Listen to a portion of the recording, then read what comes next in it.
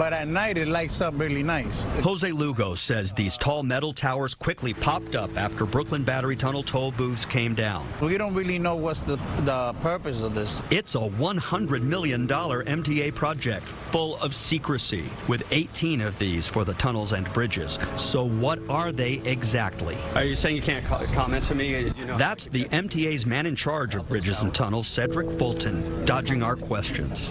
Not even later can we talk to you about it, or can I make an appointment? Some MTA board members, including New York City Transportation Commissioner Polly Trottenberg, say they know too little about the towers, even with about half the money spent and some of the towers up. A lot of the board members felt like they didn't have all the details they would have wanted, myself included. Residents who say they suspect there is much more going on with these towers than meets the eye wonder, will they ever know what's going on inside them?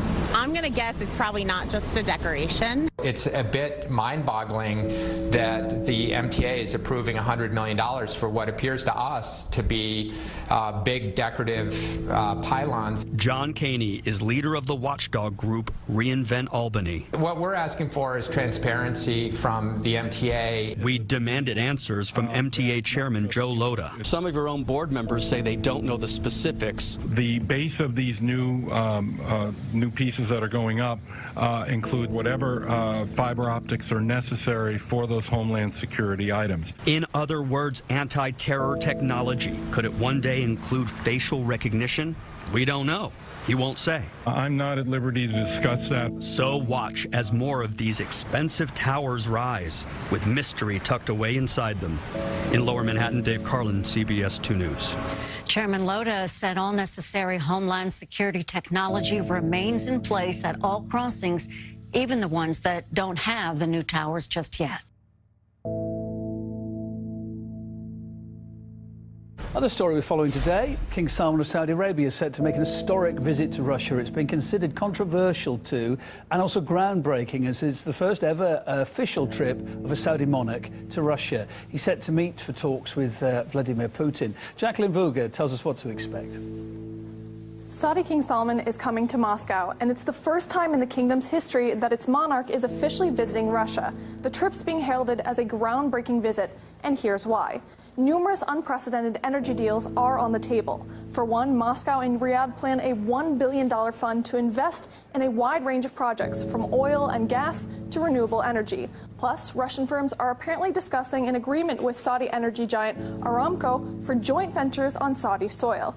Riyadh is also looking to invest in Russian gas production, which could benefit both countries. It's not all about the energy sector, but about developing relations between our countries and expanding business cooperation. Energy, though, is still a dominating theme. Russia and Saudi Arabia are the biggest oil-producing countries, and we could use our experience in the field for better effect and benefits for our states. Essentially, what it boils down to is two of the top players on the world energy market, responsible for a quarter of global oil production, are forging ever closer ties, which will definitely have a global impact. Cutting oil output is also on the cards, paving the way to extend a historic OPEC deal they helped to seal last year.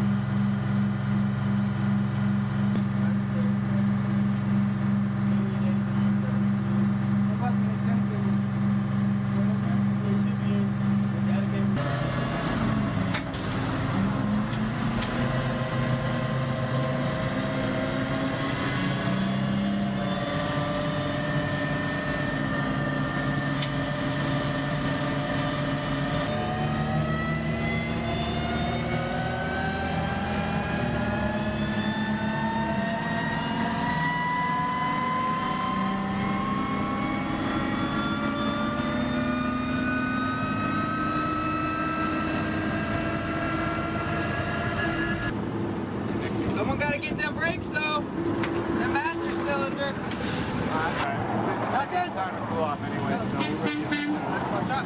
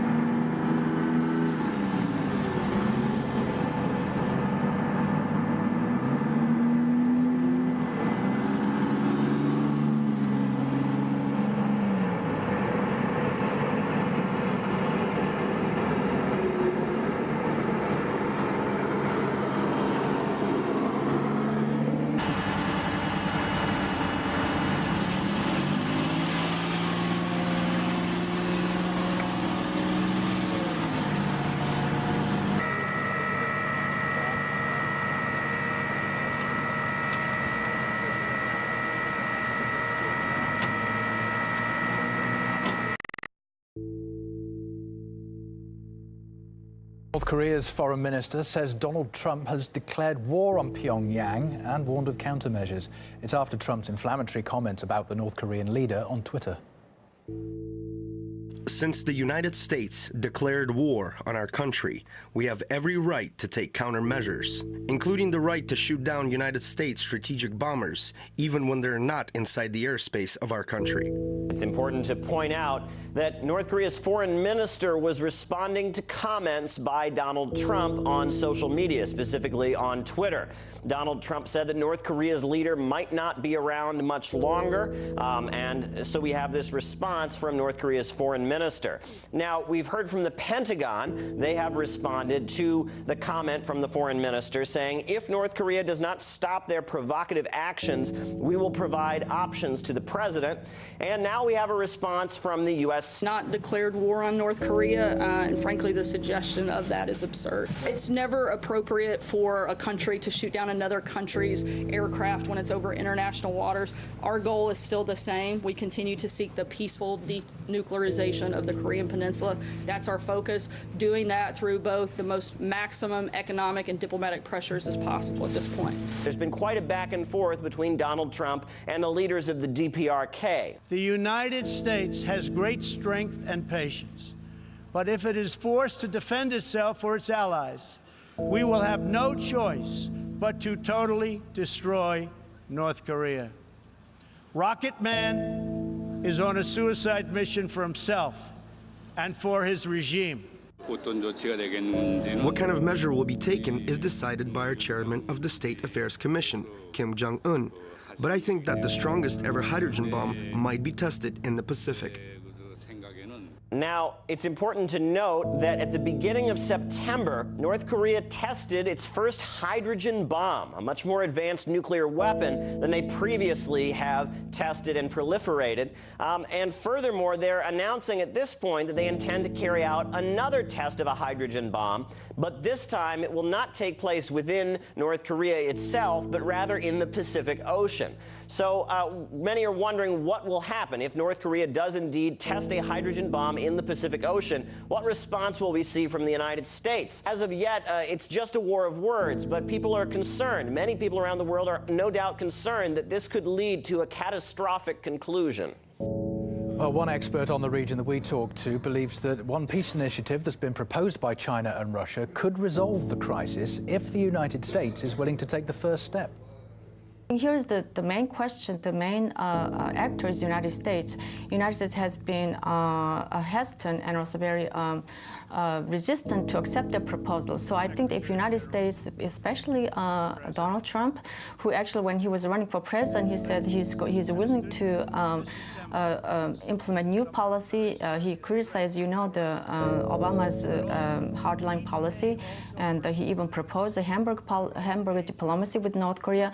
I think tomorrow, if President Trump agrees and support the proposal that China and Russia support and many other leaders support, I think that we can avoid this catastrophic, disastrous outcome. So I think that it's again up to the United States that can avert really a catastrophic consequence.